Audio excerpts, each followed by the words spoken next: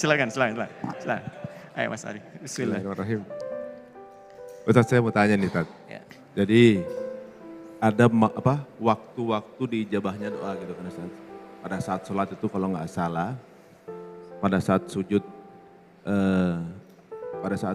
kemudian pada saat sebelum salam, dan juga mungkin pada saat setelah azan sebelum iqamah.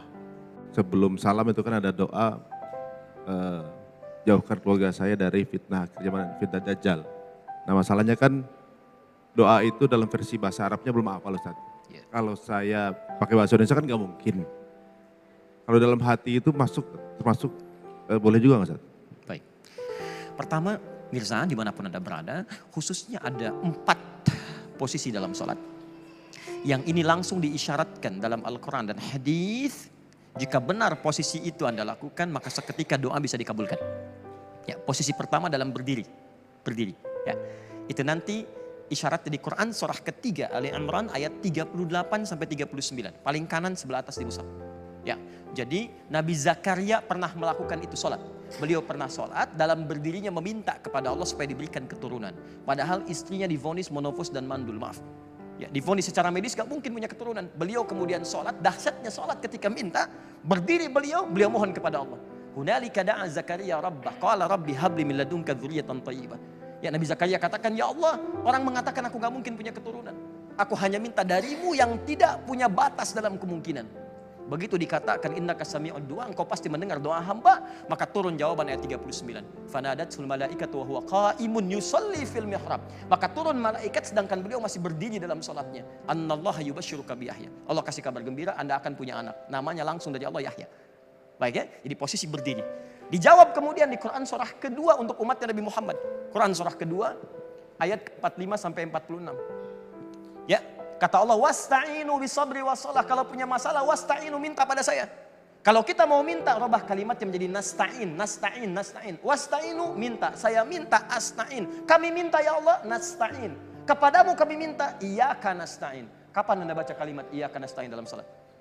Al-Fatihah. Iyyaka na'budu wa hadis qudsi dari Anas bin Malik. Ketika Anda membaca iyyaka na'budu wa iyyaka nasta'in, kata Allah, hadza baini wa baina abdi. Ini perjanjian antara aku dan hambaku. Wali abdi, kalau hambaku benar berdiri salat sampai bacaan itu, masalah. Apapun yang dia minta, aku kabulkan.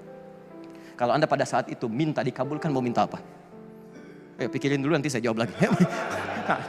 Kemudian ruku dan sujud. Ruku sujud ada di Quran surah ke-48 ayat 29. Paling kanan agak ke bawah. Quran surah ke-48 ayat 29. Ya, saya agak cepat. Muhammadur Rasulullah walladzina ma'ahu asyidda'u 'alal kuffar ruhama'u bainahum tarahum ruk'an sujada yabtaguna fadlan minallahi wa ridwana. Umat Nabi Muhammad itu orangnya baik, tegas pada penyimpangan. Anda lihat mereka rajin sholat. Jadi kalau umat Nabi Muhammad kelihatan rajin sholat. Kalau ada muslim, siapa nabinya? Muhammad. Nabinya siapa? Muhammad. Sholat yuk. Sholat kan nomor 2. Nomor 1, saya beli mie dulu. Itu ini menunjukkan ada sesuatu yang salah. Umat Nabi Muhammad itu kelihatan sholat. Begitu sholat, ruku sujud dia minta.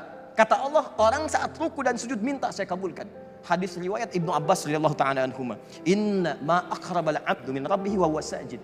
Keadaan terdekat para hamba dengan Allah itu saat sujud. Fa'aksiru sujud. Atau dalam hadis lain, fa'aksiru doa. Maka perbanyak doa dalam sujud.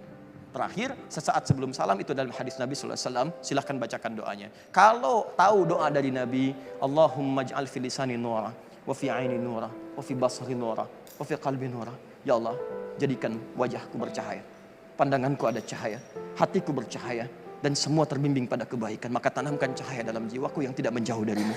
Anda bacakan lafadznya. Tapi kalau tidak paham, cukup Anda sampaikan dalam hati, tidak perlu dilafadzkan. Karena tidak boleh melafadzkan sesuatu dalam sholat di luar apa yang telah dicontohkan Nabi. Kita simpulkan bahwa di hari-hari Ramadan, siang dan malam, Allah memberikan satu jawaban dari setiap apa yang sering kemudian kita adukan.